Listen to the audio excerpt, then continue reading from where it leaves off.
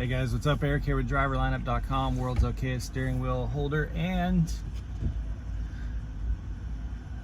the one-year Jenna. She's hiding. Second video for today. Went like 2 days without much videos, so now I'm like itching to get, and plus I got really good sleep, so you guys might get a third video today. Anyway, we're in line for Blue Beacon truck wash, and it made me remember that outside of having a paper route and other little odds and ends when I was a kid, my career, or my I guess you would say pre-adult to adult working period of my life began in the trucking industry, and then went like 20 years where I had nothing to do with trucking industry or transportation, and now I'm a truck driver. So but when I was 17, I was actually shift supervisor of a Blue Beacon truck wash in Fernley, Nevada. Little Fernley, Nevada. You guys familiar with that little pilot on I-80 in Fernley, Nevada? I was shift supervisor at 17 years old, which was, you know, a pretty good job at the time, to be running my own, running two bay shift super. It was a 2-bay Blue Beacon, and then I also had a swing shift job as a shift supervisor of the Wendy's inside of that pilot store.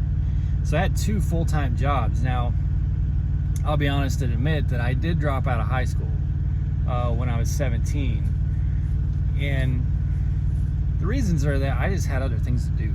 I'm just, you know, I had 2 jobs. I had a car with a big ass sound system. I was making good money. Like, I just had other things that I wanted to do, and so, you know, I just got on with my working life, and it's been great ever since. Now, I did go back like 2 years later and test it out, got my diploma and all that good stuff. I didn't have time for that mess, high school stuff, but I worked swing shift at the pilot, and then I worked graveyard at Blue Beacon. So I kind of have this perspective every time we go to Blue Beacon, which we go to Blue Beacon most of the time for our truck washes, not because they're the best truck wash, they're not, but because they're fast and convenient, and because we're a team truck. I just always look for Blue Beacon first, because most of the time that we go to a truck wash, it's because we need a washout. And Blue Beacons are all 24/7, so especially when you just need a washout, it's usually the most convenient place. But I was hoping, because of my experience working at Blue Beacon, to give you guys some perspective on what it's like to work in the wash bay. And I think it's easy to overlook the fact that it actually is very physically demanding work in those wash bays. Now, one thing I did love about it is that if it's busy, like this one right now is completely wrapped. There's a prime truck right across from us. So there are like 8 or 9 trucks in line, single bay here in North Carolina. But when it's wrapped like this, your shift goes super fast, because every truck is, you know, 20 to 40 minutes that you're going to spend on that truck. So every truck you wash is, you know, it's a good portion of your shift is over with. So you don't really wash that many trucks in your shift, you know. Some of those 7-man bays, like if they've got 2 or 3 bays and they're running 7-man or woman, you know what I mean, 7-person bays, they can crank those trucks out a little bit faster, 12-15 minutes maybe per truck. But typically you're going to be looking at 20 to 40 minutes depending on the complexity of the truck. And it's physically demanding job.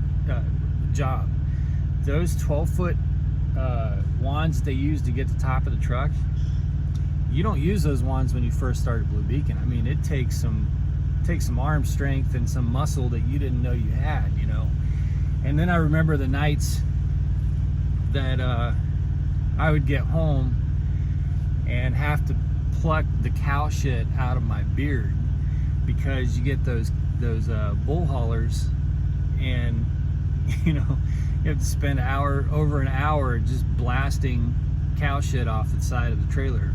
It's got those little holes in it, so one guy's shooting across as he's washing the outside of the trailer, and if you're on the other side of the trailer, water's shooting through and it's full of cow shit, and then you're blasting the side of the truck that's got cow shit and it's all coming back and hitting you. So, you know, it's not a super easy job to be. I mean, it looks, for us, we're just, hey, wash our truck, do a good job, you know, so we don't really think about it. But for those guys, especially when they have to brush the trailer, that's hard. It's hard to brush a trailer. So it's just, you know, it's hard demanding work. When they do a really good job, we try to throw them a tip. When I was a kid, it was really good money. Some of these grown employees that we see at Blue Beacon, they're not really making that great of money. You know, so if they do a really good job, we try to throw them a tip now and then. But Blue Beacon, it's funny because their process in washing trucks has not changed at all. And this, I worked at Blue Beacon in like '97, you know, so it was a minute ago, you know, but it's the same situation. It's the same like 7-foot wands that are the usual wands, and then the 12-foot wand that goes up top. It's the same brightener that they put on the paints that you don't want on your tires and, you know, on your chrome.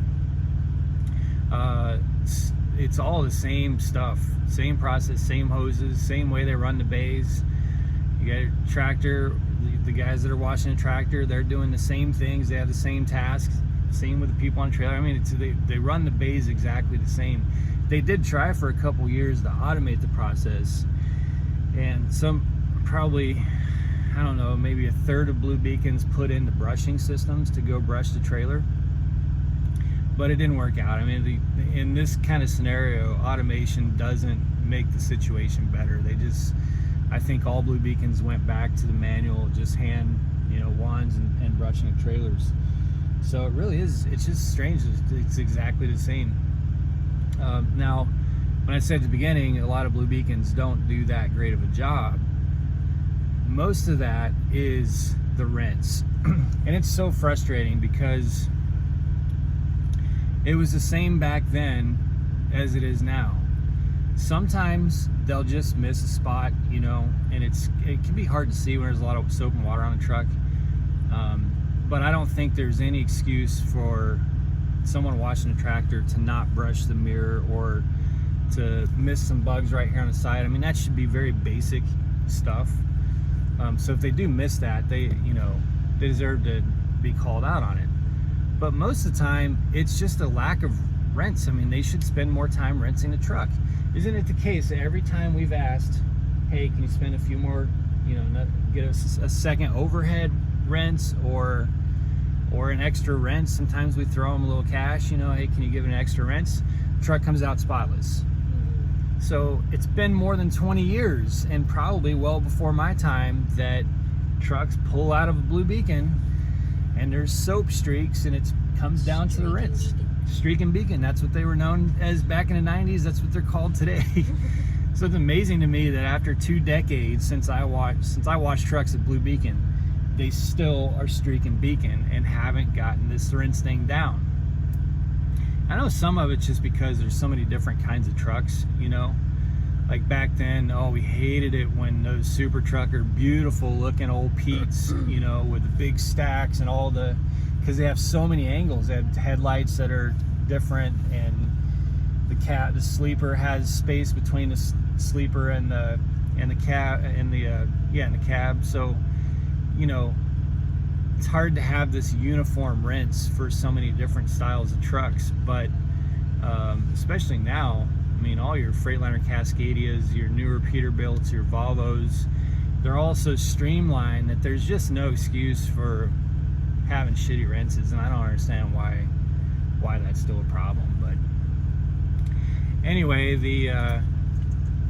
just so you know, most of those situations, I've seen drivers get pissed off at the guys in the bay. I've been pissed off at the guys in the bay. But most times, those people washing the trucks are doing what they've been trained to do. They can't help it if the rinse process doesn't get all the soap out. They have incentives based on getting that truck out of the bay as quick as possible. So the problems that still exist today, I blame corporate. I blame the whole Blue Beacon process. I don't know why they can't institute some situation to make sure that the soap is out of all the, you know, around the, like the door at the back of the sleeper, just any cracks around the door, that's where soap comes out of. And I'm just laughing that you're complaining about this corporate get them in and get them out fast policy, because it just makes me think about when you get a cheeseburger from McDonald's and the slice of cheese is like halfway hanging off the bun. But anyways, I know it's random, but it's very random. No, but it's like they just get them in, get them out. And if you had 2 extra seconds to just put, you know. Yeah, I mean, exactly. It would take such and when I was washing trucks back then, it took such an insignificant amount of time to just go back over the truck once really quick with the wand as it's pulling out and just blast all those cracks and crevices one more time. Just take the extra 2 seconds and put the piece of cheese. But that's not the way they train. You know what I'm saying? Like they just So anyway, I just thought you guys might find it interesting. Maybe you don't. I like to come up with different ways, different topics, different stuff. I got to move my truck up in line here in a second, but yeah, I worked at a Blue Beacon back in the 90s for about 1.5 years, 2 years, and I loved it. I made great money as a kid, and it's just interesting every time I go in and get everything taken care of inside the Blue Beacon. The only thing that's different now is that it's automated. You know, you can pay with credit cards and all that. Back then, it was all comm data, comm checks. You like literally manually use this machine to scan the credit card and stuff. So outside that, it's exactly the same. So, all right, I gotta get moving, guys. Jenna is gonna do her 1-year video. I don't know when she's gonna do it. Maybe today, maybe tomorrow, but she'll do one soon. So you guys see that shortly. Stay safe, guys. Make good decisions. Drive to thrive. Talk to you soon.